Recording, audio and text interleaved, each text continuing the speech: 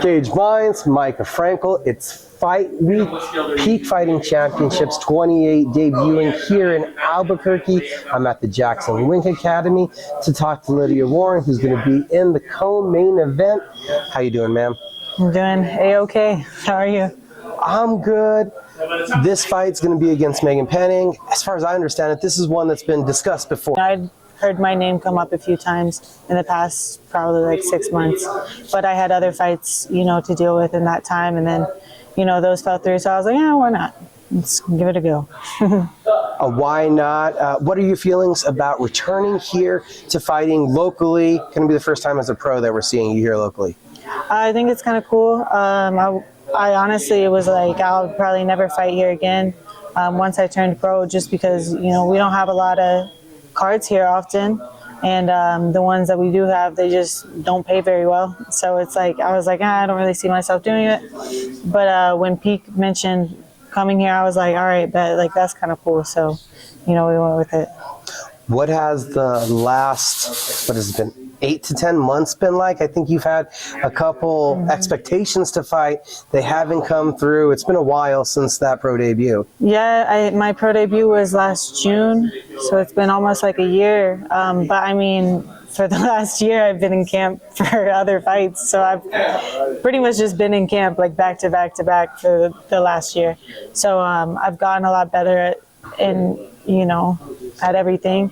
And yeah, I mean, I'm always training though, so it's not really ever, I'm always training. So it doesn't really make a difference to me. But with how long it's been, has it gotten to the point where you're like, I'm glad it's finally here? Yeah, but I mean, I feel like every time I come in here, I'm fighting for my life. You know what I'm saying? Like, that's not like, you know what I mean? But that my mindset is like, every time I go to sparring, like, to get myself into that mindset of like I'm scared to spar sometimes, you know what I mean? Because I know I'm trying to go hard every time, which I think is important to train, getting to your mindset to that point. You know what I mean? That's why, that way you're not surprised, like when you get to an actual fight, like it's just like almost another day. But yeah, as far as that's concerned, yeah, I'm glad it's like finally here. But nah, bro, like it's just another day. Like I just do this all the time, Have you felt like it's actually been a camp for Meaghan, or has it felt like it's just been one long 8 months of training? Nah, it's for me. Just, I mean, every day, like, this has nothing to do with whoever I'm fighting. Like, it has nothing to do with them. Like, I really don't care what they're good at or what they're not good at. Like, at the end of the day, I better be absolutely a killer at everything. And that's how I see it, you know what I mean? Like, maybe, like, one day when you get to the high level and you guys are all, like, everybody's good at everything, it's just, like, it's one thing. But, at this point in time, I'm like, I'm trying to be the best at every single thing and dominate you at what you're good at and everything like that. So it's just like, no, this has nothing to do with an opponent. If it was her or anybody else, like, it don't matter to me. Specifically, we know Meaghan, though, for her jiu-jitsu. She's went out competitions. She's more known for that so far. So have you been concentrating on, you have to be aware of that aspect of her game? Yeah, you have to be aware of it, of course, but I'm good myself, you know what I'm saying? Like, I'm not a scrub. Like, I'm not worried about nobody's jiu-jitsu, you know what I mean? Like, it just is what it is. Well, coming out to it, most people are going to size it up right away, and I think I even heard it on the Peak podcast. Striker versus grappler is how most people look at it, because that's a lot of what we've seen you display. Yeah, of course. Well, it's interesting because people think of me as a striker, but my whole last fight, I wrestled the entire time. But, whatever. But it's just, you knock a few people out, and it's like, oh, it's just a striker. Like, no, I'm good. I'm good other places. I just haven't had to get there yet, Like, it just hasn't had to go there yet. But I feel confident everywhere. I go with the best people in the world doing everything, bro. I have Butters trying to take me down every Wednesday.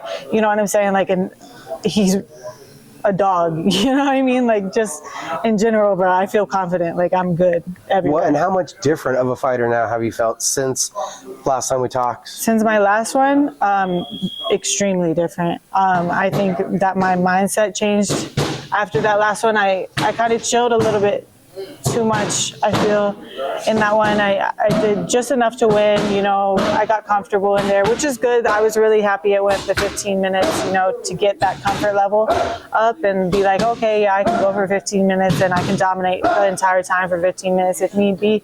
But at this point in time, like I said, every time I come in here to spar, like, I'm trying to take people's head off. Like, that's just how it is. And that's, once you change your mindset to that aspect of it, it's just another day, you know? Like, and I think that's really important. So as far as that's concerned, I've become just a lot more like durable, I guess, like mentally, just like physically, everything came with it, I feel like. How much does that come with getting used to beating yourself up in here over all these years, just the accumulation of all that work? You know, there's like a theory, and I can't remember what the theory is, but it's like when you first start out as an amateur or whatever, your confidence is up here, but your skills are down here. Somewhere in the middle, it goes, oh, your confidence goes down, but your skills go up a little bit, and then, you know, you reach a level where you hit both are at the same point, and it's like my skills are up here, my confidence is up here because I know that I have those abilities, and I think that, you know, just the maturity of the years that I spent doing that and working on myself. And I don't really have anybody to count on. Like, at the end of the day, like, I go home by myself. I don't have any family here. I have friends, but, you know, I don't have anybody that, like, I really feel like I can count on. And I think, you know, that's been, like, it sounds so sad, but like for me, I feel like it's been such a good thing to like fortify like my mind and like me as a person. I'm like, I count on nobody but myself, because at the end of the day, you go in the cage, you can have whoever cornering you, you can have anybody, but you're the only one that has to fight, you know? And I think for me, it's been a blessing, you know, from God to have that opportunity to be able to fortify my mind by myself in my room by myself, like having to deal with these things like by myself, and really like growing into myself as a person and being like, I can count on myself to protect myself at all times and to be able to do this to the best of my abilities at all times. It's just like, it's just different. I'm just getting older, you know, I'm learning a lot. Saturday night here in Albuquerque, what's your expectations for the fight? I don't ever do any predictions because. Well, no, just for your performance. Well, I'm going to be the best. I'm going to be the best, dog. Like, what do you mean? I'm the best every day, you know. And I it's just like, yeah, dude. Like, nobody's beating me right now. Not with how I am mentally. Nobody's beating me. Nobody. Thank you.